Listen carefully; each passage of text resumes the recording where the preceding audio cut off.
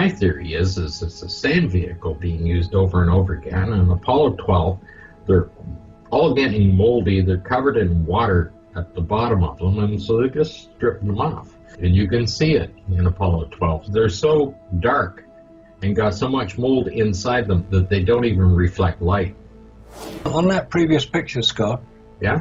that square box on the right in the picture, what was that? A picnic table when they stopped for lunch. Oh, of course it was. Yes. Picnic. That one down there? Yep. Part of the experimental equipment.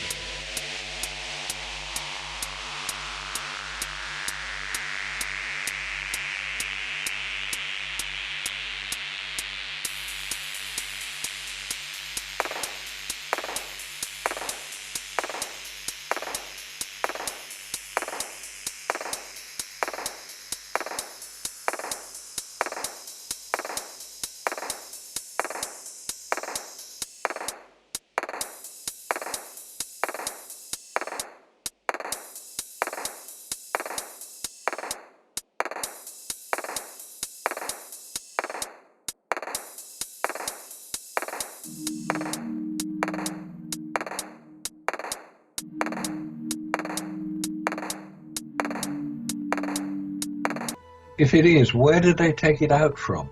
Where's the storage? Logically, it would be just above it. This is open a little slot here. All right, okay, yeah, that's where they put it.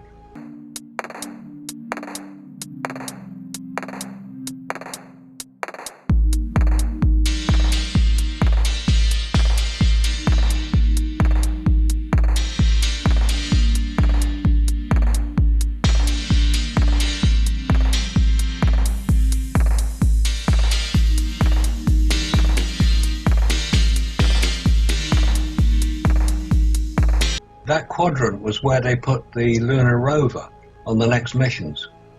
The funny thing is you can't put anything really in there because inside that is the first one to the right, quadrant 1.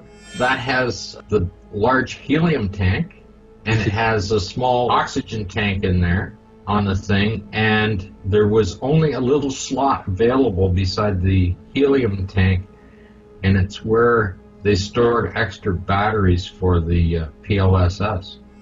So all that had to be moved to another storage area once the lunar rover was being brought Well, in. you're looking at half the width of that full depth in there where they've taken this equipment out of. Okay, yeah. But there's supposed to be a helium tank in there.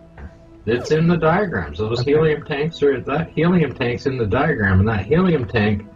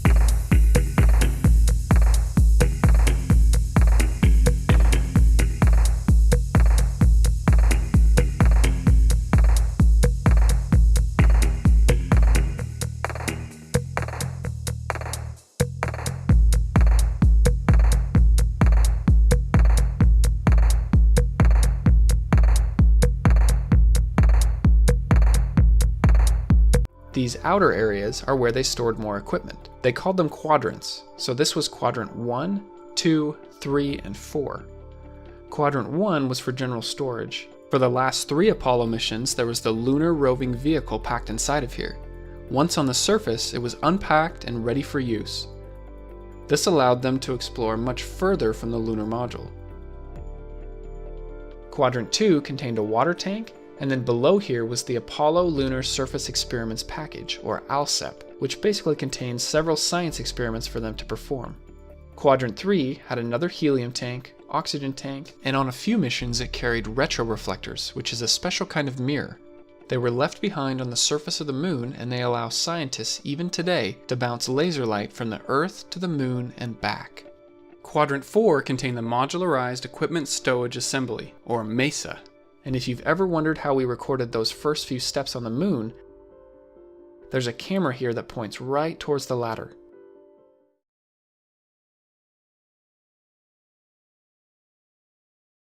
Okay, yeah. But there's supposed to be a helium tank in there.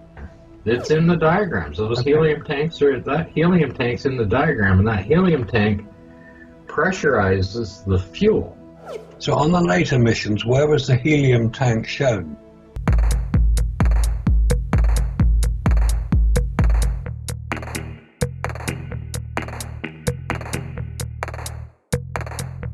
Oh, it just was completely removed. As soon as they put the rover in there, it's just gone. It's gone. Yep. Gone completely. Anything that was in there was gone. But helium is necessary to pressurize the oxygen. Well, that's what they claimed. They needed to keep the pressure up. You can't get a controlled thrust if you don't have a controlled flow of the fuel. Which is why I think they must have put the helium tank somewhere else. Oh, I've looked.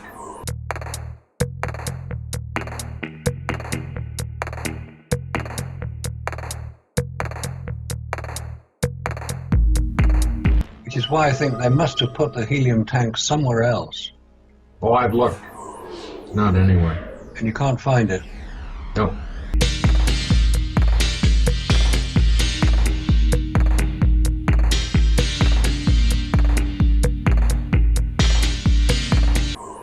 Not anywhere. And you can't find it? No.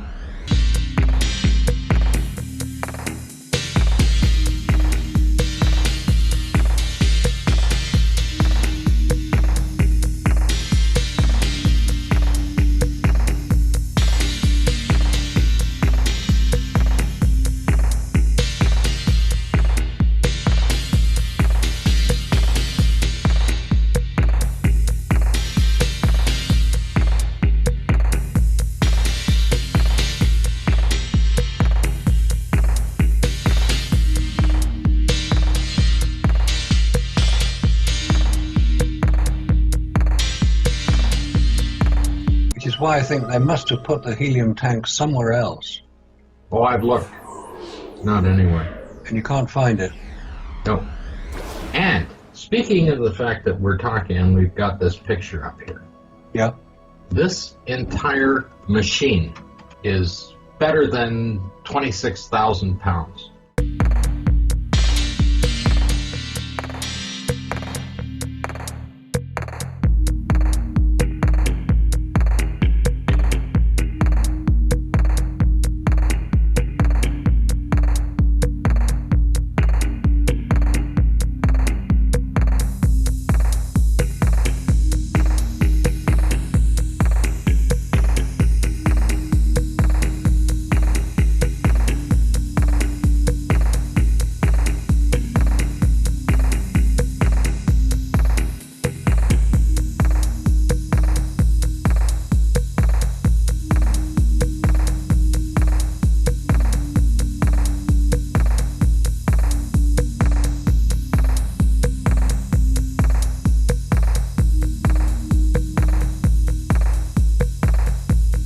This entire machine is better than 26,000 pounds.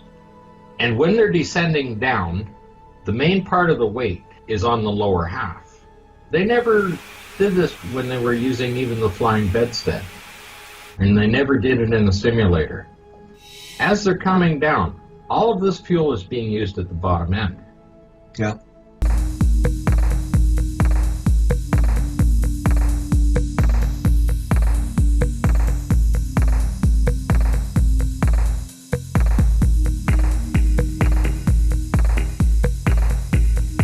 As they're coming down, all of this fuel is being used at the bottom end. Yeah. By the time they're a couple of miles off the ground, they might have 10% fuel left or whatever in here. That's 19,000 out of the 26,000 pounds is now gone. Now the thing is top heavy. That's a very good point.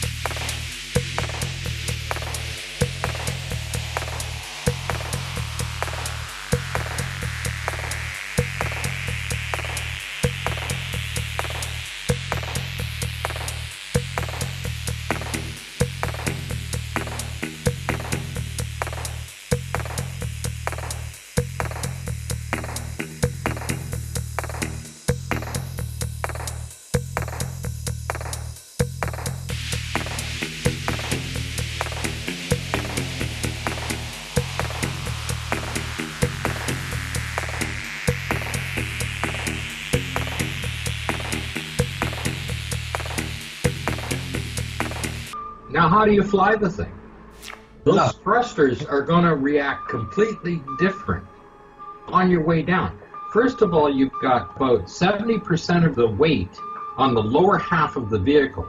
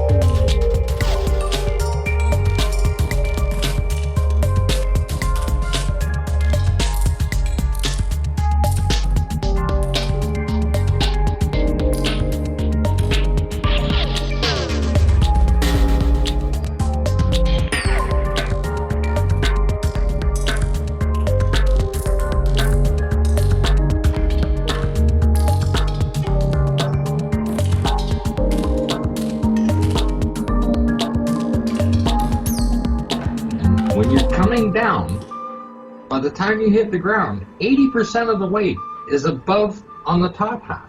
That's a huge problem. Major problem, because it's now top heavy. And the control thrusters are sitting there up on the top. Yeah. They're going to have to fire a whole lot harder because the reaction of that thrust at the bottom is going to be able to kick it so light at the bottom and top heavy. And you are in gravity as well, right? When it kicks out, it's really going to kick out. It is. And those deflector shields from the thrusters on the right don't appear to be in any way, those ones, they don't appear to be in any way damaged, or there's no evidence of the thrusters being fired. On some of them, it looks like that they got blasted by a little bit of steam. These ones don't, they're just wrinkled.